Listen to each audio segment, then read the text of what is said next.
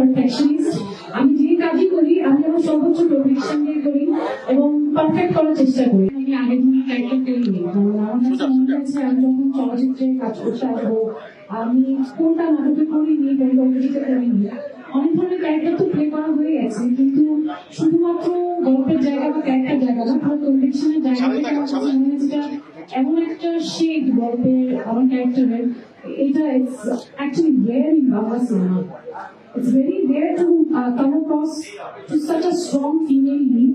একটা কমার্শিয়াল সিনেমাতে আমার মনে হয় এই ছবির পরে আমাদের যারা ডিরেক্টর আছেন, এখানে প্রডিউসার আছেন, ফিমেল লিডদেরকে যারা ইম্পর্টেন্স দেওয়া উচিত এবং সেটাকে আপনি করলেও যে সিনেমা যে আরেকজন হবে না, নারী কেন্দ্রিক হয়ে যাবে না, এটা মাথায় রেখে যারা আমি সঙ্গীতাকে ধন্যবাদ দিতে চাই যে উনি আমাকে একটা স্ট্রং একটা ক্যারেক্টার দিয়েছেন এবং বাংলাদেশের সিনেমায় সঙ্গে সিনেমার ক্যারেক্টার সঙ্গীতার সাথে কাজের অভিজ্ঞতা আমার আগেই ভালো ছিল, এই জন্যই আসলে সাহসটা করতে পেরেছি ইনসাফে অভিনয় করার।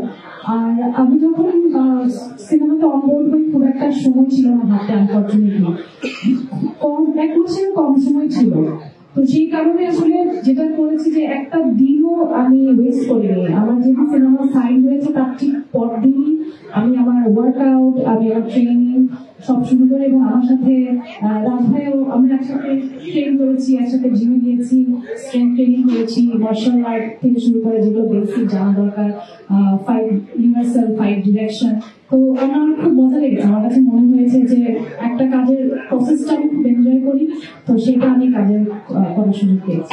আমি একটা জিনিস বিশ্বাস করি, আমি জানি না আমি ভালো পেরেছি কিনা, বাট আমার সবসময় চেষ্টা থাকে আমি যাই করি ওটা যাতে আমি আমার সর্বোচ্চটা দিয়ে করতে পারি, এবং আমার পারফেকশনিস্ট।